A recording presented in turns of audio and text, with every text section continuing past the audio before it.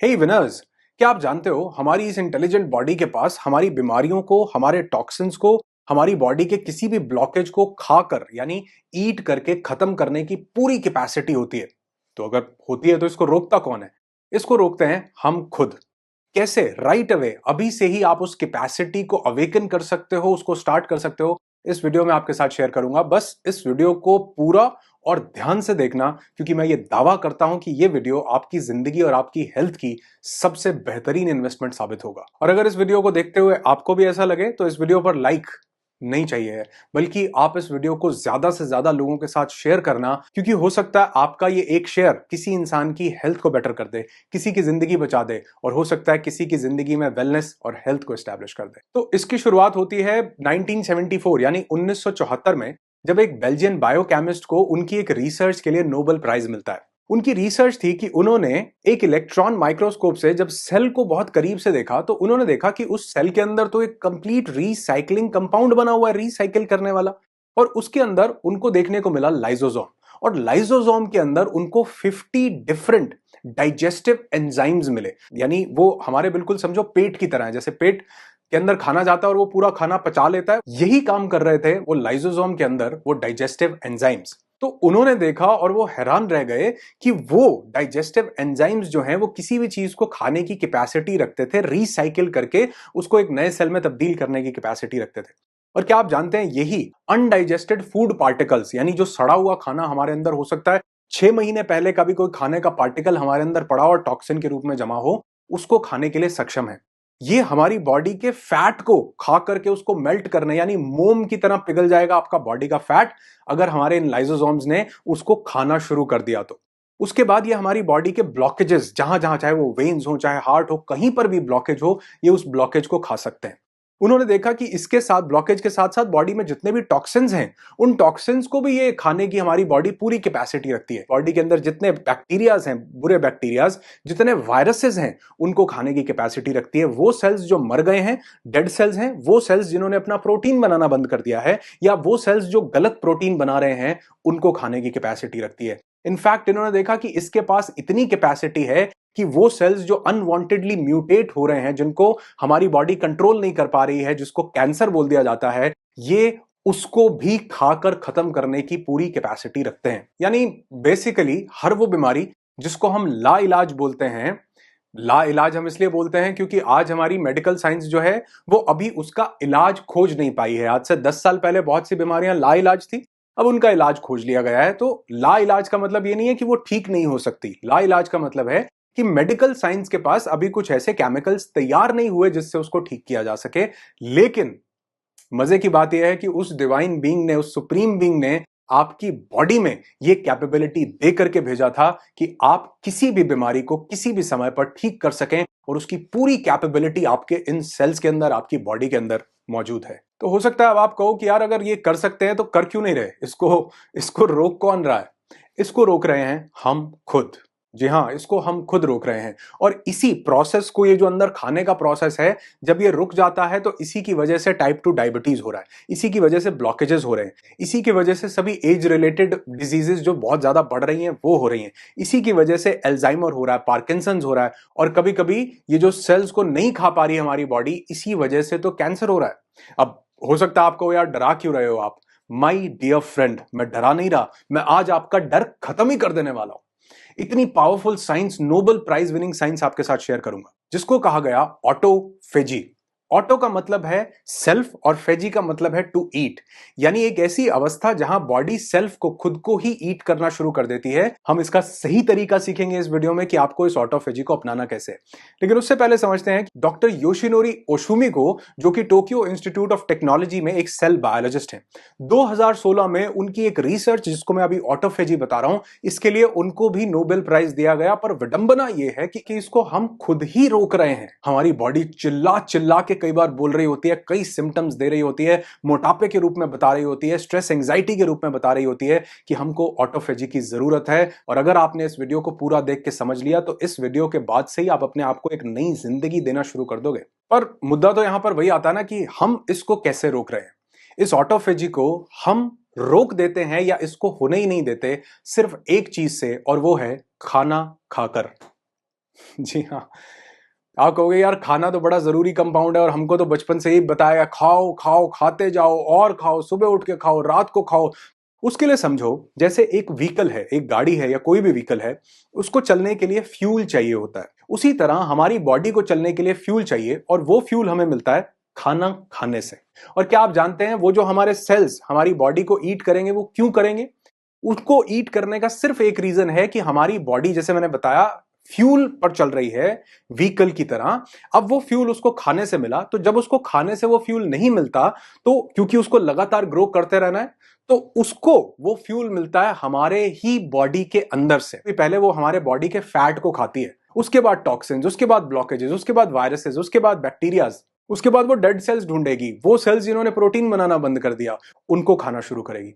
लेकिन आपको हो सकता है लगे कि यार 9 बजे मैंने खाना खाया, अब 9:30 बजे मेरा ऑटोफेजी स्टार्ट हो जाना चाहिए क्योंकि खाना खत्म हो गया अब मेरा। नहीं, आपका ऑटोफेजी स्टार्ट होगा जब आपके खाने का डाइजेशन खत्म हो जाएगा। अब ये चीज बहुत ध्यान से समझना कि हर एक खाने का अपना एक डाइजेशन का टाइम है जिसको मेटाबॉलिज्म से पूरा किया जाता है। सपोज हमने एक फ्रूट खाया, वो फ्रूट जब हमने खाया तो फ्रूट को डाइजेस्ट होने में आधे घंटे से लेकर के 1.5 घंटे तक का समय, एवरेज देखें तो 45 मिनट्स या 1 घंटे में वो डाइजेस्ट हो जाता है, क्योंकि उसमें ज्यादातर पानी ही तो है जिसको डाइजेस्ट नहीं करना पड़ता। और फ्रूट के बाद अगर हम वेजिटेबल्स को देखें, रॉ वेजिटेबल्स को, तो उनको डाइजेस्ट करने में 2 से 3 घंटे का समय लगता है। उनको कुक कर दिया जाए, पका दिया जाए, तो उनको डाइजेस्ट करने में 3 से 5 घंटे का समय लगता है। और अगर हम ये अनाज खाते हैं, जैसे चावल है, गेहूं है, या हम रोटी सब्जी जो भी पका करके खाते हैं, उसको डाइजेस्ट करने में कभी कभी 6 से 8 घंटे तक का समय लग जाता है हमारी बॉडी को। जो हम एनिमल प्रोटीन लेते हैं उसको डाइजेस्ट करने में कई बार 12 घंटे लग जाते हैं मैक्सिमम। और जो हम एनिमल मीट लेते हैं उसको डाइजेस्ट करने में 24 घंटे भी कई बार कम पड़ते हैं।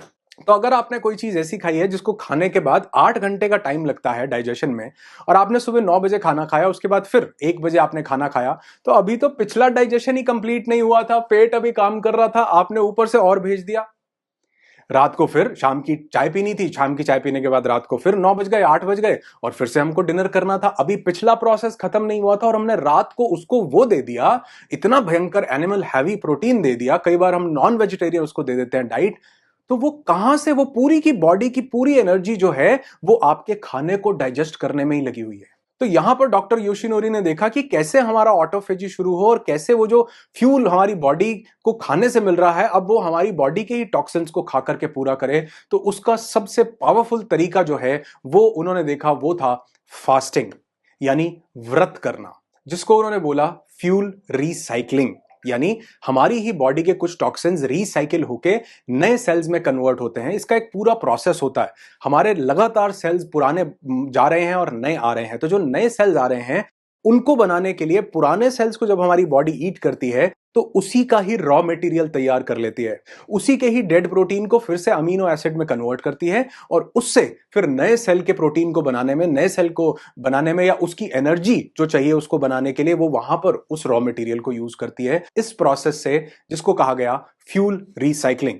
और अगर हम पीछे मुड़ करके देखेंगे तो मतलब बहुत से लोग अगर अपनी लाइफ को देखेंगे तो वो देखेंगे कि उन्होंने जिंदगी में शायद कभी इस फ्यूल रिसाइकलिंग को स्टार्ट ही नहीं किया, और उसके बाद हम कंप्लेन कर रहे हैं कि हमको ये डिजीज हो रही है, हमको ये प्रॉब्लम हो रही है, हमारी बॉडी में लेजीनेस है, हमको हार्ट में दिक्कत हो रही है, हमारी स्किन ग्लो नहीं कर रही है। कैसे करेगी? वैसे ये प्रोसेस हल्का हल्का लगातार चल रहा है, क्योंकि नए सेल्स आ रहे हैं और पुराने सेल्स जा रहे हैं, तो प्रोसेस ये लगातार चल रहा है। लेकिन वो एक्चुअल लेवल पर जहां पर हमारी बॉडी को हीलिंग मिलनी चाहिए थी उस लेवल पर नहीं हो रहा, जिसके लिए सबसे इजी प्रोसेस है फास्टिंग। और आप देखो कि ये डॉक्टर योशिनोरी ओशुमी ने तो इसको अब हमको 2016 में एक साइंटिफिक तरीके से बताया तो हम समझ पा रहे हैं, लेकिन हमारे एंसेस्टर्स, हमारे बड़े बुजुर्ग, ये तो हमको कई सालों से बताते आ रहे थे कि फास्टिंग करो, व्रत करो। और वो इतने ज्यादा इंटेलिजेंट थे, हो सकता है इसका साइंटिफिक प्रोसेस ना बताया हो, लेकिन इतने इंटेलिजेंट थे कि उन्होंने हर एक व्रत को किसी ना किसी रिलीजियस चीज के साथ जोड़ दिया कि आपकी जिसमें आस्था, आप ये नहीं कह सकते हो कि जी मैं तो फलाने फलाने रिलीजन को या फलाने भगवान को मानता हूं, मेरा तो दिन निकल गया। उन्होंने कहा नहीं, कभी जब मन करे तब कर लो, सोमवार को शंकर जी के लिए कर लो, मंगलवार को हनुमान जी के लिए कर लो, माता के लिए करना है तो फ्राइडे के लिए कर लो, बच्चों के पिता के लिए करना है तो करवा चौथ कर लो, यानी एकादशी कर लो, द्वादशी कर लो, अमावस्या कर लो, और कितने ओकेजन के लिए कि अगर पति बढ़िया चाहिए उसके लिए व्रत कर लो, पत्नी बढ़िया चाहिए उसके लिए कर लो, नौकरी चाहिए उसके लिए कर लो, हर चीज के साथ व्रत को अटैच किया, क्योंकि वो जानते थे कि अगर इसको किसी बिलीफ के साथ जोड़ा गया तो इंसान उसके साथ भी जुड़ा रहेगा, भगवान के साथ भी जुड़ा रहेगा और अपनी हेल्थ को भी अच्छा करेगा। मेरी एक बात मानना, बहुत ध्यान से सुनना, कि वहां कहीं ऊपर बैठे भगवान को हमारे व्रत की जरूरत नहीं है। जो भगवान हमारे अंदर बैठा है ना, उसको इस व्रत की जरूरत है। अब इसको करना कैसे है, क्योंकि इसका एक सही प्रोसेस अगर आपने समझा तो आप इसको अभी से राइट अवे शुरू कर सकते हो। इसको करने के लिए सबसे पहला प्रोसेस यह है कि आप 24 आवर की फास्टिंग करें, 24 घंटे की फास्टिंग वीक में एक बार।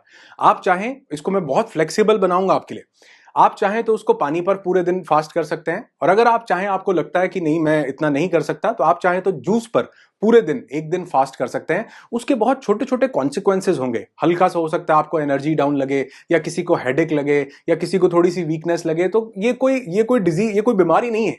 ये सिर्फ उसके रिफ्लेक्सेस हैं जो आपको फास्ट करने से मिल रहे हैं, क्योंकि आपकी बॉडी अंदर एनर्जी के ऊपर काम कर रही है। तो इससे घबराना नहीं है, तो एक दिन में ठीक हो जाने वाली चीज है। पानी पर करो, नहीं होती जूस पर करो, नहीं होती फ्रूट्स पर करो, लेकिन करो जरूर। अगर एक वीक में एक बार नहीं कर सकते, महीने में एक बार करो।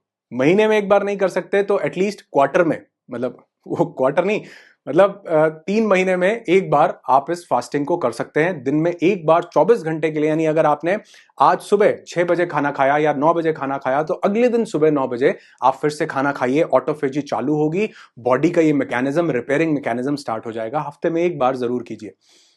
दूसरा प्रोसेस, जो ये 24 घंटे का फास्ट नहीं कर सकते, उनके लिए दूसरा प्रोसेस है ईटिंग विंडो सेट करना, जिसको कहा जाता है इंटरमिटेंट फास्टिंग।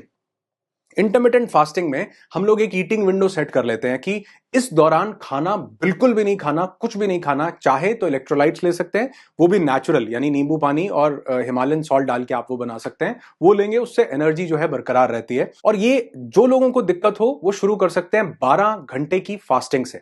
यानी आप कोशिश कीजिए, अगर आपने रात को 9 बजे खाना खा लिया तो रात के 9 से अगले दिन सुबह के 9 बजे तक बिल्कुल भी नहीं खाना। अब ये सबसे ईजी स्टेप है, सबसे पहला शुरू करने के लिए। इसके बाद आप इसको लेकर के जा सकते हैं 14 आवर्स तक।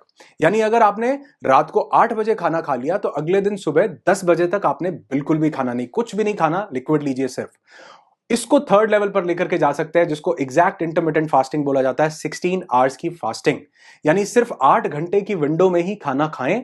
जो हमारे वैदिक काल से हमारे लोग, हमारे एंसेस्टर्स बोलते थे कि सूर्यास्त होने के पहले खा लेना चाहिए और सूर्य उदय होने के बाद। तो अगर आपने अपनी बॉडी को ये 16 घंटे के लिए रेस्ट दिया, उसको कुछ डालते ही नहीं रहे, तो वो आपके खाने के डाइजेशन को जैसे ही 4 5 6 8 घंटे बाद फिनिश करेगी, उसके बाद वो एनर्जी आपकी बॉडी के लिए अवेलेबल होगी, ऑटोफेजी करेगी, आपकी बीमारियों को ईट करेगी, वायरसेस को, बैक्टीरियाज को।